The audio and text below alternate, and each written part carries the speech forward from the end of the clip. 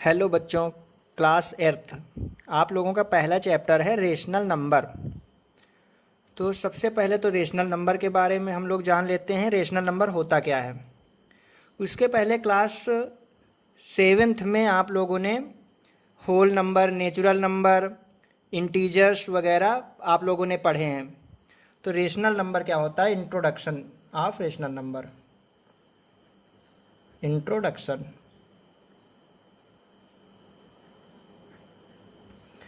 क्या होता है? Introduction, any number which can be expressed as P upon Q is a rational number.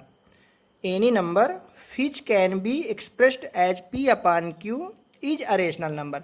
कोई भी नंबर जिसको हम पी अपॉन क्यू के रूप में लिख दें, कोई भी नंबर जिसको हम पी अपॉन क्यू के रूप में लिख दें, वो रेशनल नंबर होता है। वो निगेटिव भी हो सकता है, पॉजिटिव भी हो सकता है। जैसे 5/6। अब आप लोगों के मन में आ रहा होगा कि ये फ्रैक्शन भी होता है, तो फ्रैक्शन भी रेशनल नंबर होते हैं। जितने भी फ्रैक्शन होते हैं वो सारे रेशनल नंबर होते हैं। 5/6 is a rational number. Negative कर सकते हैं -5/6, ये भी रेशनल नंबर है। ओनली 2 रख दिया जाए, ये भी रेशनल नंबर है, क्योंकि इसको 2/1 पी अपॉन क्यू के फॉर्म में लिख सकते हैं, तो ये भी एक रेशनल नंबर होता है। तो आप लोगों को पता लग गया रेशनल नंबर क्या होते हैं। जो भी नंबर पी अपॉन क्यू के टर्म में राइट हों वो रेशनल नंबर होते हैं। इसको सिंपल भाषा में डिफिनेशन में हम कह सकते हैं, any number which can be expressed as P upon Q is a rational number. अब प्रॉपर्टीज ऑफ रेशनल नंबर पढ़ लेते हैं। प्रॉपर्टीज ऑफ रेशनल नंबर क्या होती हैं? ऑफ रेशनल नंबर प्रॉपर्टीज़ भी आप लोगों ने इंटीजर्स की पढ़ी हैं। Closure property, commutative property, associative property, distributive property, additive inverse, additive identity, multiplicative identity, multiplicative inverse, etcetera. तो सबसे पहले हम लोग प्रॉपर्टी देखते हैं, closure property. Closure property add, subtract, multiply, divide सब बताते जाएंगे। क्लोजर प्रॉपर्टी क्या होता है? जब किन्हीं भी दो इंटीजर्स या रेशनल नंबर को हम ऐड करें, जब कोई भी दो रेशनल नंबर को हम ऐड करें और एक उसका आंसर रेशनल नंबर ही आए तो क्लोजर प्रॉपर्टी होती है। मल्टीप्लाई करें तो भी रेशनल नंबर आए तो वो भी क्लोजर प्रॉपर्टी होती है। तो सबसे पहले ऐड कि में क्लोजर प्रॉपर्टी क्या हो जाएगी? नंबर हम लेट कर लेते हैं पी अपॉन क्यू। एक नंबर पी अपॉन क्यू है, एक नंबर आर अपॉन एस है। यदि हम दोनों को ऐड करें तो अरेशनल नंबर ही मिले, तो ये क्लोजर प्रॉपर्टी होती है ऐड की। इसी तरह सब्ट्रैक्ट की भी होती है। पी अपॉन क्यू में आर अपॉन एस माइनस करें और रेशनल नंबर मिलता है तो वो क्लोजर प्रॉपर्टी होती है। इसी तरह मल्टीप्लाई में P upon Q into R upon S is equal to a rational number ही मिलेगा, तो वो क्लोजर प्रॉपर्टी हो जाती है। इसी तरह डिवाइड में भी पी अपॉन क्यू में आर अपॉन एस का डिवाइड करें तो रेशनल नंबर ही बनती है। अगली प्रॉपर्टी है cumulative property.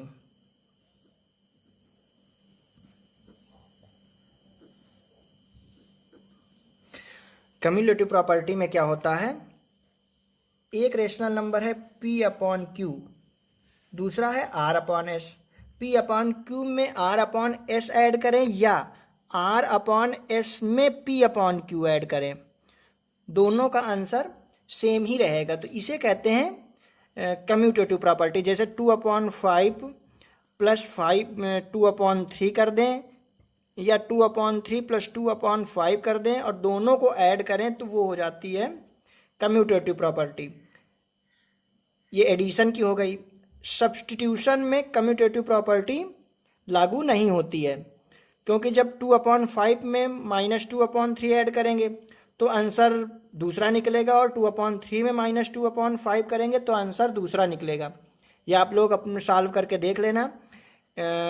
Multiplication commutative property of multiplication में क्या हो जाता है? पी अपॉन क्यू में यदि आर अपॉन एस ऐड करें, मल्टीप्लाई करें या आर अपॉन एस में पी अपॉन क्यू मल्टीप्लाई करें तो भी closure property, commutative property use होती है। तो यहाँ पे एडिशन में और मल्टीप्लाई में कम्यूटेटिव प्रॉपर्टी होती है, लेकिन डिवाइड में और सब्ट्रैक्ट में नहीं होती, क्योंकि यदि हम डिवाइड करते हैं 2/5 का 2/3 में तो उसका आंसर दूसरा आएगा, और 2/3 के 2/5 में डिवाइड करेंगे तो उसका आंसर दूसरा आएगा। नेक्स्ट आ जाते हैं associative property. Associative property, associative property भी केवल एडिशन और मल्टीप्लिकेशन में ही यूज होती है। एसोसिएटिव प्रॉपर्टी क्या होता है? P upon Q plus R upon S plus L upon M, कुछ भी राइट कर सकते हैं। पहले इन दोनों को ऐड करो ब्रैकेट्स को सॉल्व करके, उसके बाद फर्स्ट नंबर को ऐड कर लो, या पहले फर्स्ट और सेकेंड नंबर को ऐड करके बाद में थर्ड नंबर को ऐड करो, आंसर सेम होता है, दोनों तरफ के आंसर सेम आएंगे, तो वो होती है एसोसिएटिव प्रॉपर्टी। ये एडिशन में भी लगती है और यही मल्टीप्लाई में भी लगती है। P upon Q into R upon S into L upon M कर सकते हैं, P upon Q into R upon S into L upon M कर सकते हैं। इन दोनों ब्रैकेट को पहले मल्टीप्लाई करके इसको मल्टीप्लाई कर दो, इन दोनों का मल्टीप्लाई करके एल अपॉन एम का मल्टीप्लाई कर दो, तो भी आंसर सेम आएगा। इसमें भी एसोसिएटिव प्रॉपर्टी में भी सब्ट्रैक्ट में और डिवाइड में ये लागू नहीं होती है एसोसिएटिव प्रॉपर्टी, क्योंकि आंसर चेंज हो जाते हैं। नेक्स्ट आ जाते हैं हम लोग डिस्ट्रीब्यूटिव प्रॉपर्टी। डिस्ट्रीब्यूटिव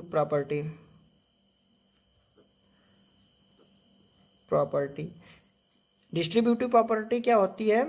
जैसे P अपॉन क्यू मल्टीप्लाई करना है, ब्रैकेट में है R upon S plus M upon L upon M is equal to. तो डिस्ट्रीब्यूटिव क्या होता है? बाहर वाले का पहले फर्स्ट नंबर में मल्टीप्लाई कर देते हैं, फिर बाहर वाले का सेकेंड नंबर में मल्टीप्लाई कर देते हैं, तो वो हो जाती है distributive property. R upon S plus P upon Q into L upon M, ये है डिस्ट्रीब्यूटिव प्रॉपर्टी। इसके बाद आ जाते हैं additive identity. Additive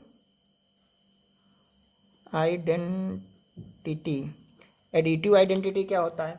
additive identity होती है किसी भी नंबर में, कोई भी नंबर है P अपॉन क्यू, इसमें हम कुछ भी ऐड करें और नंबर ना चेंज हो।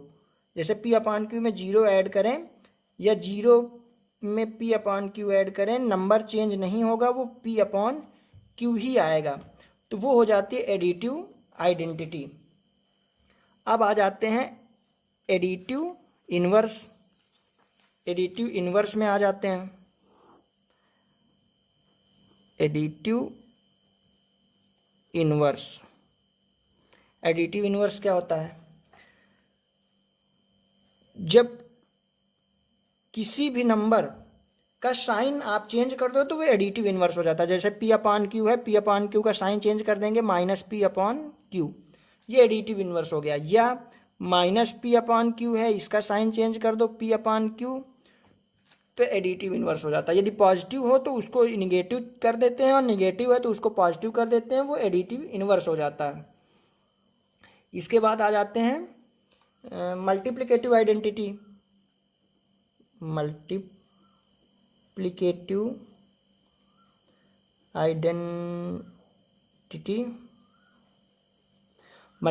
आइडेंटिटी क्या होती है? सेम जैसे एडिटिव आइडेंटिटी